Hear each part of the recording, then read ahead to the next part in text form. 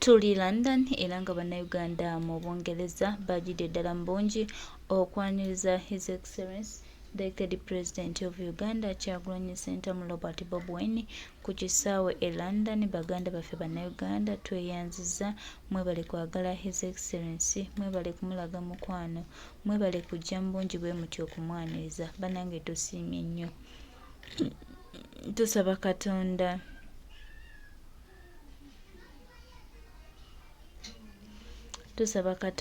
atusaasire atukulembere. Pulezidenti waffe omulungi Kyagulanyi Ssentamu Robert Bobi Wine byonna bitambulire ddala bulungi nga wabibala era nga wabyagala. Kyagulanyi Ssentamu Robert Bobi Wine, bannayuganda abali e London mwebale kumwaniriza mu mukwano bwe guti, mu kwagala okungi bwe guti. Bannange everything is ready. Bannayuganda bajjidde ddala mu bungi, bannayuganda bali ready nnyo okwaniriza President Kyagulanyi Ssentamu Robert Bobi Wine.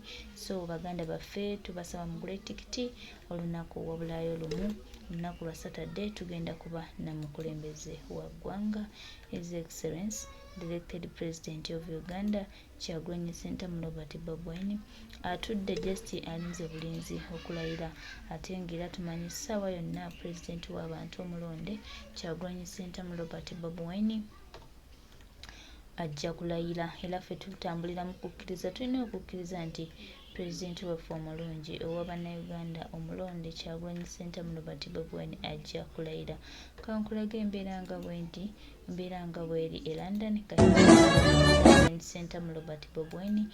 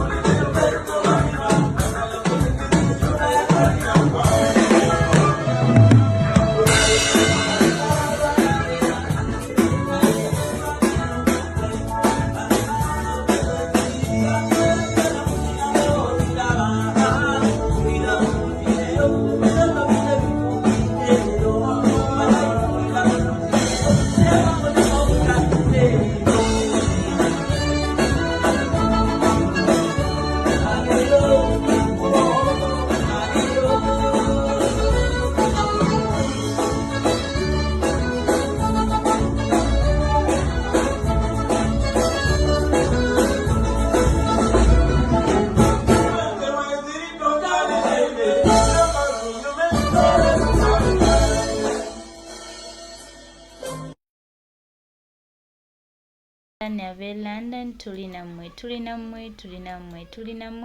ndowooza president ka remix mukawulire bulungi.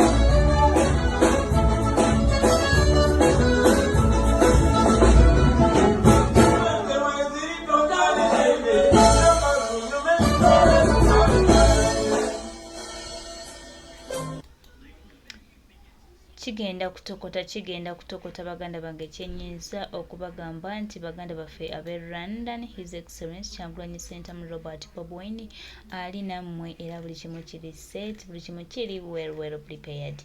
Tweyanziza nnyo the return of the gladiator Kyagulanyi Ssentamu Robert Bobi Wine. Tuli naye e London banange, mwena tubakoola, mwena mujje baganda baffe, mwena mujje banange, mwena mujje. His Excellency His Excellency the President of Uganda Kyagulanyi Ssentamu Robert Bobi Wine gwe tuli naye e London.